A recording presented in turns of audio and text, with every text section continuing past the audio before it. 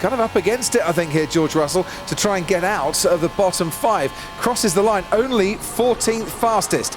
Pushes Vettel into that bottom 5, but he's on a better lap at the moment, and these are the laps that are going to count. Vettel goes 9th fastest. He's now safely through. George Russell very much at risk, and George Russell into the bottom 5 because Nicholas Latifi is ahead of him in conventional qualifying.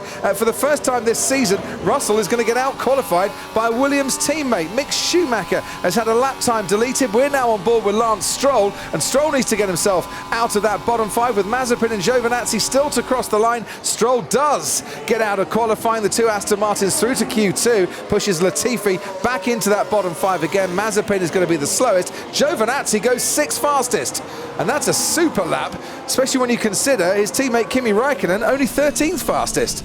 Ocon does get himself out of that bottom 5, and it's not 2 Aston Martins through to Q2 because Lance Stroll is pushed into that bottom 5. Daniel Ricciardo 11th fastest as he crosses the line, and that's disappointment there for Lance Stroll, who for a moment thought he'd got out of Q1 for the first time ever here at Interlagos, but it's not to be. Sebastian Vettel, who's missed out on Q3 at each of the last 6 races, is going to miss out again. He's ahead of Tsunoda, but behind Norris, down in 12th. Perez up to 6th then for Red Bull. As we see Lando Norris then, how's his lap shaping up so far? He's got about a 1/10 of a second in hand, I think, to try and get himself into that top 10 as he crosses the line, goes 7th fastest, 10th and a half inside the time that he needed. Well done to Lando Norris. Fernando Alonso at risk now from this man, Kimi Räikkönen, as Hamilton with a 1:08.0 goes fastest overall, 4/10 up on Max Verstappen, same 4/10 to his teammate Valtteri Bottas as well. Räikkönen would love to be in Q3, I'm sure, but it's not going to happen for him, sadly. He's ahead of only his teammate Antonio Giovinazzi. Esteban Ocon by 5/100ths of a second knocked out in Q2. Sebastian Vettel joins him, as does Yuki Tsunoda and the 2 Alphas of Räikkönen and Giovinazzi. And this is the man that's been setting the pace so far.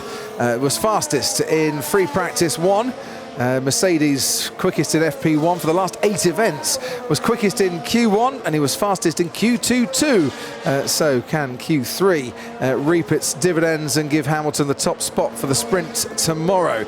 17.4 for Hamilton through the first sector. That compares with a 17.7 for Valtteri Bottas, a 17.5 for Max Verstappen, 17.7s for Gasly and Perez, and also Sainz and Alonso. Leclerc's time, a 1:09.4, is the time that they're all chasing to get to that top spot, and Hamilton looking pretty impressive and pretty mighty in every single sector on this track. Gasly does a 35.0 for the middle sector, Perez does a 34.8, Hamilton does a 34.6, so continuing to stretch his advantage.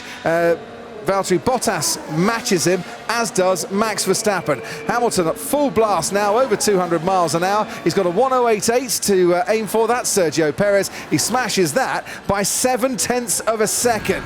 So has Max Verstappen found any pace himself as Bottas goes a 1:08.4, and Verstappen, crucially for Red Bull, just a little bit faster to line up on the front row.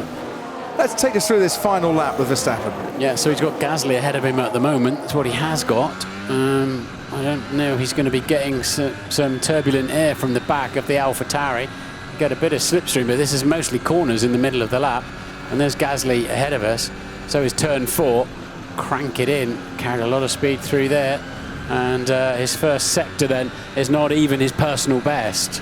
It looked a bit of a handful through turn 2, didn't it, at the bottom of the hill?